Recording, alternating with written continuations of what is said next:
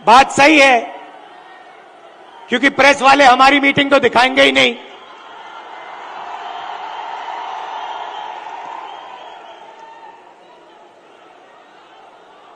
तो एक तरफ गांधी जी, दूसरी तरफ गोडसे, एक तरफ नफरत और हिंसा, अहंकार, और दूसरी तरफ मोहब्बत, आदर, भाईचारा। अब देखिए, जहां भी ये जाते हैं नफरत फैलाते हैं,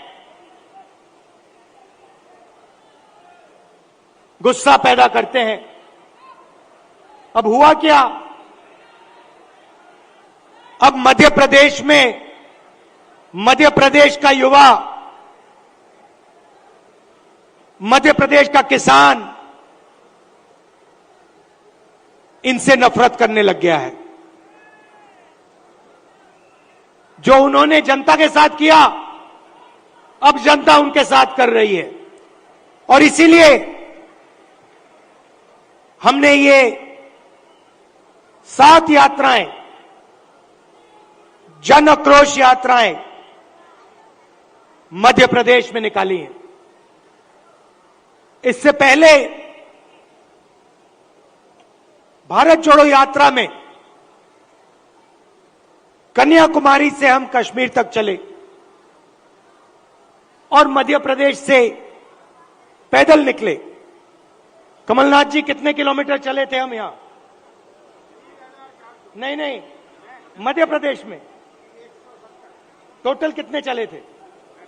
नहीं, यात्रा कितने किलोमीटर चली थी? लगभग 180 किलोमीटर। हाँ, ये देखिए, 370 किलोमीटर हमारी यात्रा मध्य प्रदेश में चली थी।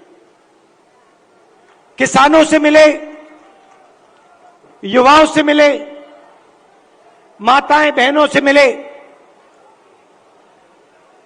मुझे सिर्फ 2-3 बातें कही। सबसे पहले, मध्य प्रदेश हिंदुस्तान में भ्रष्टाचार का सेंटर है, एपी सेंटर है। और जितना भ्रष्टाचार बीजेपी के लोगों ने मध्य प्रदेश में किया है, पूरे देश में ये नहीं किया है। बच्चों के फंड्स, मिड डे मील के फंड्स, स्कूल यूनिफॉर्म के फंड्स चोरी किए। महाकाल कॉरिडोर में बीजेपी ने पैसा चोरी किया। व्यापम स्कैम को आप सब जानते हो। 1 करोड़ युवाओं को इन्होंने नुकसान पहुंचाया। एमबीबीएस की सीट्स बेची जाती हैं और पेपर लीक किए जाते हैं। यह इनका राज है। दूसरी बात, किसानों ने अपनी बात बताई। किसानों ने कहा, और यहां आप सोयाबीन उगाते हो, आप इसको सबसे अच्छी तरह समझोगे कि हमें मध्य प्रदेश की सरकार सही दाम नहीं देती है। अब आप जाइए, छत्तीसगढ़ में जाइए, पास जाइए, दूर नहीं है। छत्तीसगढ़ जाइए और छत्तीसगढ़ के किसी भी किसान से आप पूछिए, छत्तीसगढ़ में धान के लिए किसानों को कितना पैसा मिलता है, कांग्रेस की सरकार कितना पैसा देती है।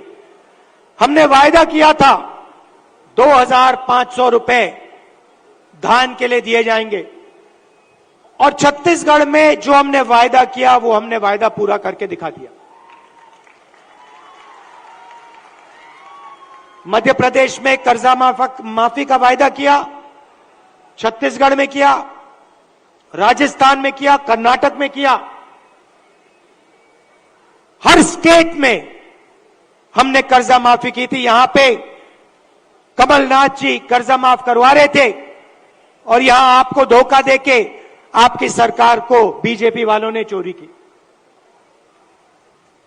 सही बात है।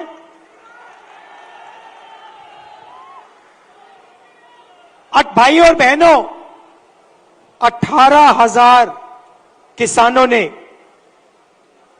यहां पे पिछले 18 साल आत्महत्या की है। 3 किसान हर रोज मध्य प्रदेश में मरते हैं। ये इनकी सरकार है। क्यों? क्योंकि ये चुने हुए लोगों के लिए काम करते हैं। पहली बार हिंदुस्तान की हिस्ट्री में पहली बार किसान टैक्स दे रहा है। इन्होंने जीएसटी लागू की और 5 कानून लाए, काले कानून, किसानों को दबाने के, खत्म करने के कानून। हिंदुस्तान के सारे किसान इनके खिलाफ खड़े हो गए। नरेंद्र मोदी जी कहते हैं किसानों के फायदे के लिए मैं ये कानून, काले कानून लाया हूं। अगर किसानों के फायदे के लिए कानून लाए तो किसान सड़क पे क्यों उतरे हैं?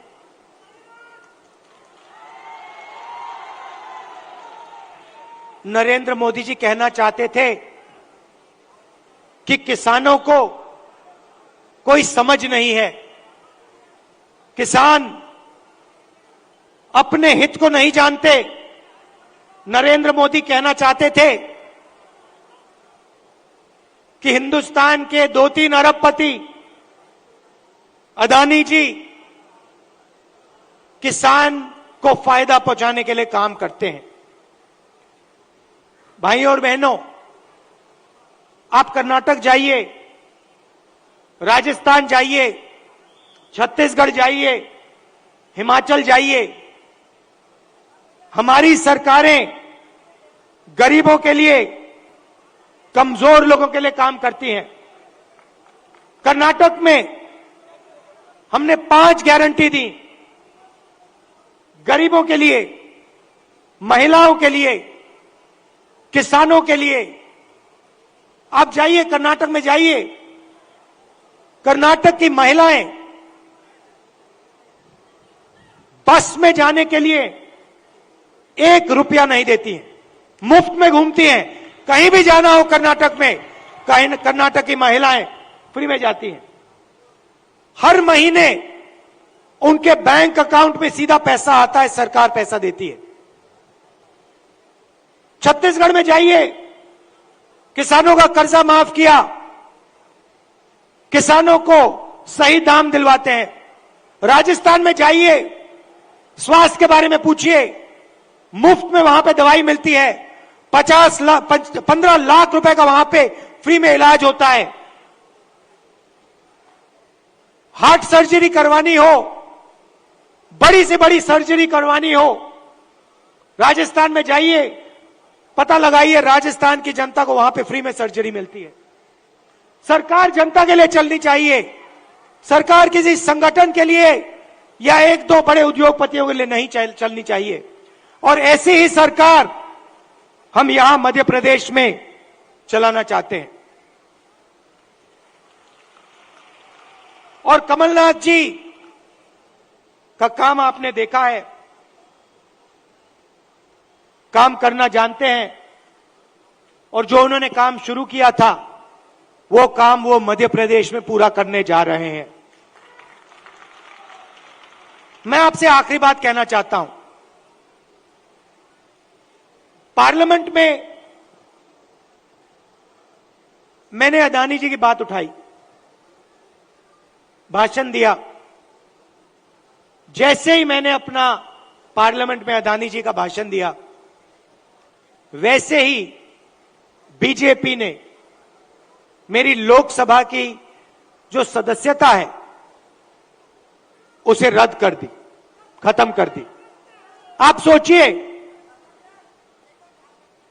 अदानी जी की रक्षा करने के लिए एकदम मेरी लोकसभा की जो सदस्यता थी उसको कैंसिल कर दिया। मुझे कोई फर्क नहीं पड़ता, करिए जितना करना है, मैं सच्चाई बोलता हूं। और देश के सामने एक सच्चाई अदानी जी हैं। पोर्ट्स देख लीजिए, एयरपोर्ट्स देख लीजिए, इंफ्रास्ट्रक्चर देख लीजिए, धान के साइलोज देख लीजिए, हर जगह आपको अदानी जी दिखाई देंगे। अदानी जी किसानों के जेब में से हर रोज जेब में से आपका पैसा लिया जाता है। इंफ्रास्ट्रक्चर में, डीजल में, पेट्रोल में, फर्टिलाइजर में आपके जेब में से पैसा निकलता है और सीधा इन दो उद्योगपतियों के जेब में जाता है। मैंने मीडिया की बात की, मैंने मजाक में कहा कि मीडिया वाले हमारी मीटिंग तो दिखाएंगे नहीं। मोदी जी का चेहरा 24 घंटा दिखेगा, शिवराज जी का चेहरा 24 घंटा दिखेगा। क्यों? क्योंकि इनका रिमोट कंट्रोल अदानी जी के हाथ में है। देखिए ये मुस्कुरा रहे हैं, प्रेस वाले मुस्कुरा रहे हैं, इनके बेचारे की गलती नहीं है, ये रिपोर्टर है, इनकी गलती नहीं है, ये सच्चाई जानते हैं। रिमोट कंट्रोल पीछे से कंट्रोल दबता है। एक और सच्चाई है, और वो सच्चाई शायद अदानी जी से भी बड़ी सच्चाई है। कुछ दिन पहले बीजेपी ने महिला आरक्षण की बात की। महिला आरक्षण में हमने एक सवाल उठाया, कांग्रेस पार्टी ने उठाया, बीजेपी ने कोई जवाब नहीं दिया। हमने दो चीजें कही। हमने पहले कहा, देखिए ये महिला आरक्षण जो आप कर रहे हो ये अच्छा है, इसको करना चाहिए, मगर इसमें आपने दो छोटी सी लाइनें लिख रखी हैं, सबसे पहले इन लाइनों को आप मिटाइए। लाइन क्या थी? एक लाइन थी कि महिला आरक्षण से पहले सर्वे करने की जरूरत है, और दूसरी लाइन, महिला आरक्षण करने से पहले हमें जो डीनोटिफिकेशन होता है उसको करना है। इससे क्या होगा? इससे महिला आरक्षण 10 साल बाद होगा, आज नहीं होगा। तो हमने कहा पहले ये दो लाइनों को आप बदलिए, और उसके बाद हमने और भी गहरी चीज कही और सवाल पूछा कि महिला आरक्षण में ओबीसी आरक्षण क्यों नहीं है?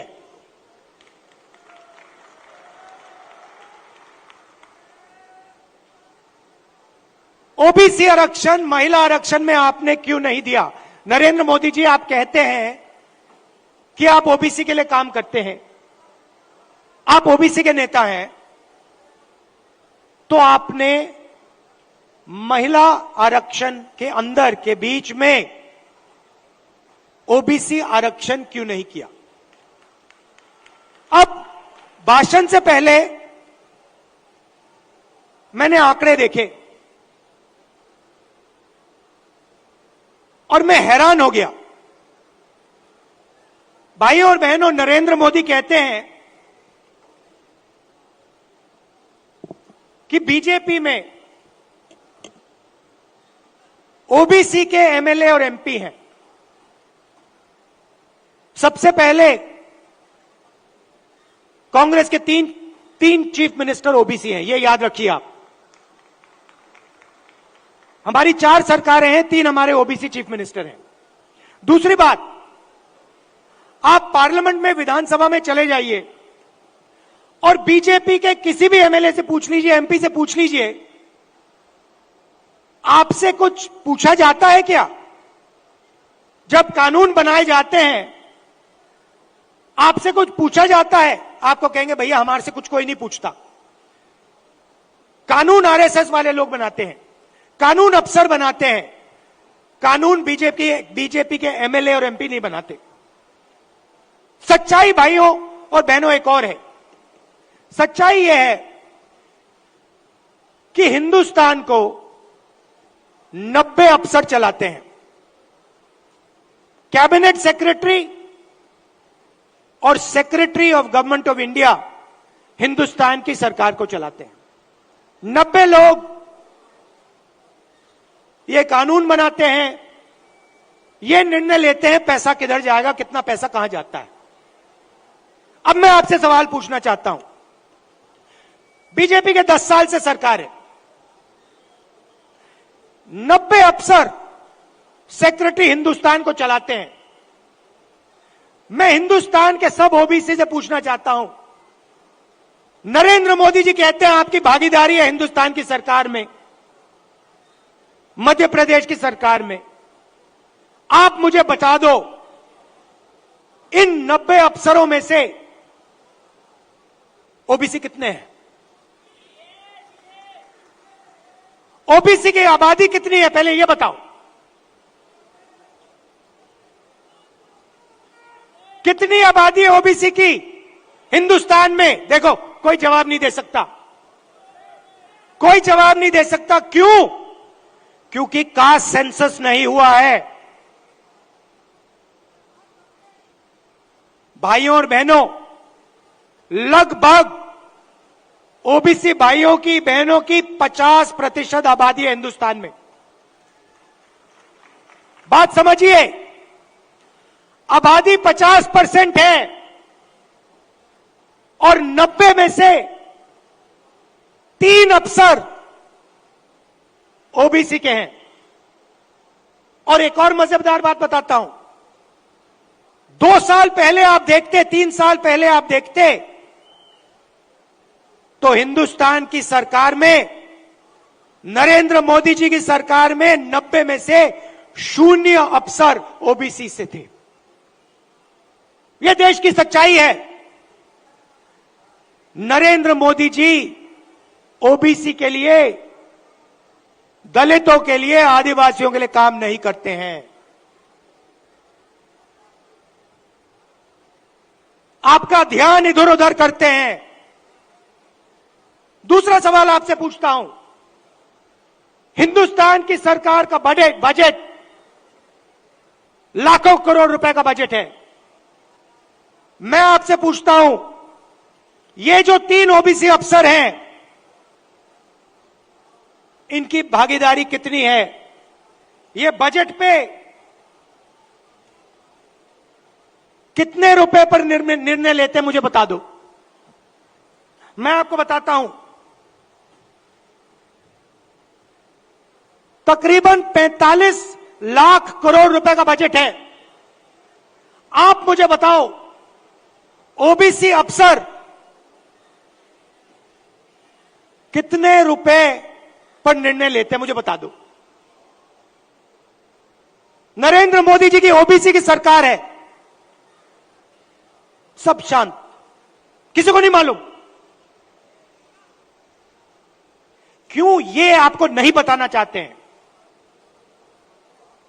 आपकी सच्चाई आपको नहीं बताना चाहते। सच्चाई भाइयों और बहनों यह है कि हिंदुस्तान के पूरे बजट में 5% की भागीदारी ओबीसी के अफसरों के हाथ में है। ओबीसी अफसर 3 हैं 90 में से, और 5% बजट को कंट्रोल करते हैं। यह है नरेंद्र मोदी जी का काम। नरेंद्र मोदी जी ओबीसी की सरकार नहीं चलाते हैं। नरेंद्र मोदी जी का काम जो आरएसएस ने उनको दिया है, आपका ध्यान इधर उधर करने का है, नफरत फैलाने का है, हिंसा फैलाने का है। अगर सचमुच में नरेंद्र मोदी जी ओबीसी के लिए काम करते थे तो 90 में से 3 अफसर ओबीसी के कैसे हैं? 3-4 साल पहले एक भी अफसर नहीं था ओबीसी का। हिंदुस्तान को तो ये चलाते हैं। शिक्षा में कितना पैसा जाएगा, स्वास्थ्य में कितना पैसा जाएगा, नरेगा कैसे बनेगा, भोजन का अधिकार कैसे डिजाइन होगा, ये तो इन अफसर निर्णय लेते हैं। भाई और बहनों, ओबीसी की सरकार नहीं है। और देखिए, जैसे ही मैं ये बात कहता हूं, आप नोट करना, आज मैंने यहां खुले में यह बात बोली है, ये सारे के सारे टीवी कैमरा बंद हो जाएंगे।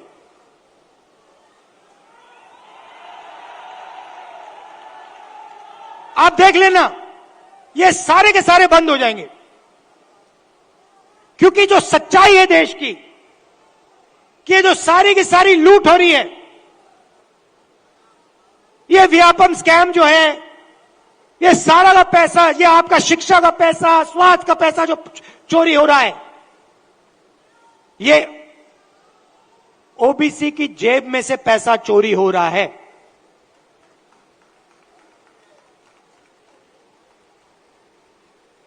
ये मैं आपसे कहना चाहता था, इसको आप मत भूलिए।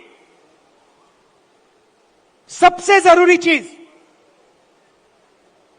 जैसे कमलनाथ जी को चोट लगी, आपको चोट लगी, सुना है, लगी ना? कमलनाथ जी यात्रा में निकले, रथ के कोने पे खड़े थे, बहुत भारी भीड़ थी, धक्का लगा, घुटने पे चोट लगी।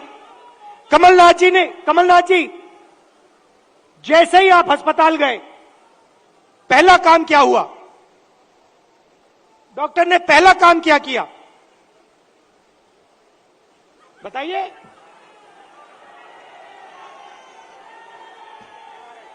पहला काम डॉक्टर ने एक्सरे लिया, एमआरआई लिया। उसके बाद डॉक्टर ने कहा, हां, घुटने में यह प्रॉब्लम है। अब मैं यही बात कह रहा हूं,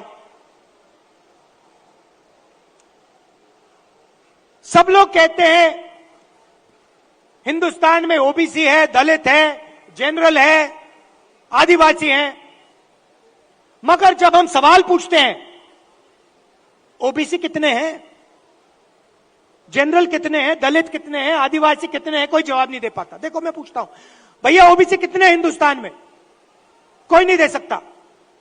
तो मैं ये कह रहा हूं कि अब वो समय आ गया है कि हमें हिंदुस्तान का एक्सरे करना है। यह पता लगाना है कि अगर 90 अफसर हिंदुस्तान को चला रहे हैं और उसमें से 5% भागीदारी ओबीसी को मिल रही है, तो क्या ओबीसी की आबादी 5% है क्या? हो ही नहीं सकता। तो अगर उनकी आबादी 5% नहीं है, अगर उनकी आबादी 50% है, तो उनका 5% बजट पे कंट्रोल क्यों है? उनका 50% बजट पे कंट्रोल क्यों नहीं है? अब जब मैं ये सवाल उठाता हूं, बीजेपी के लोग कांपने लग जाते हैं, नरेंद्र मोदी जी भाग जाते हैं, अमित शाह जी कुछ और कहते हैं, हिंदू मुस्लिम कहेंगे, नफरत फैलाने की कोशिश करेंगे। भाई और बहनों, देश के सामने एक ही मुद्दा है, कास्ट सेंसस। ओबीसी कितने हैं और उनकी भागीदारी कितनी होनी चाहिए, यह हिंदुस्तान के सामने सबसे बड़ा सवाल है। और कांग्रेस पार्टी की हिंदुस्तान में सरकार है, पहला काम यह हम करके दिखाएंगे। अब बीजेपी के पास, मजे की बात सुनिए, कास्ट सेंसस कांग्रेस पार्टी ने किया, जब हमारी सरकार थी हमने किया। सारे के सारे आंकड़े नरेंद्र मोदी जी के पास हैं। हिंदुस्तान में कौन सी जात की कितनी आबादी है, हिंदुस्तान की सरकार जानती है। हिंदुस्तान में ओबीसी कितने हैं, हिंदुस्तान की सरकार जानती है। नरेंद्र मोदी हिंदुस्तान के ओबीसी को ये बताना नहीं चाहते हैं कि आप कितने हो, क्योंकि वो आपको भागीदारी नहीं देना चाहते हैं, वो आपको सच्ची शक्ति नहीं देना चाहते हैं, वो आपके लोगों को विधानसभा में बैठा देते हैं मगर फिर उनको बिल्कुल चुप करा देते हैं। हम चाहते हैं कि सबकी भागीदारी हो, किसानों को सही दाम मिले। ये सबका हिंदुस्तान है, 2-3 उद्योगपतियों का नहीं है। इसीलिए हमारा पहला काम कास्ट सेंसस होगा और जैसे ही हमारी सरकार आएगी हम देश को बता देंगे इस देश में कितने ओबीसी हैं, कौन से कितने जात की आबादी है। ये अगर हमें सचमुच में हिंदुस्तान की जनता को शक्ति देनी है तो जैसे कमलनाथ जी का एक्सरे हुआ था, एमआरआई हुई थी, वैसे ही हम हिंदुस्तान का एमआरआई, हिंदुस्तान का एक्सरे करा के देंगे। आप सबका दिल से बहुत बहुत धन्यवाद। नमस्कार, जय हिंद। राहुल गांधी, बहुत बहुत धन्यवाद। सबसे पहले राहुल जी का मेरा निवेदन है सबसे कि 2 मिनट ये स्वाति शिक्षक भी आए और यहाँ पे पार्षद। एक और बात कमलनाथ जी ने मुझे याद दिलाया। देखिए, कमलनाथ जी ने यहां पे 27% रिजर्वेशन ओबीसी को दिलवाया था, कानून पास किया था और बीजेपी के लोगों ने पीछे से उसे रद्द किया।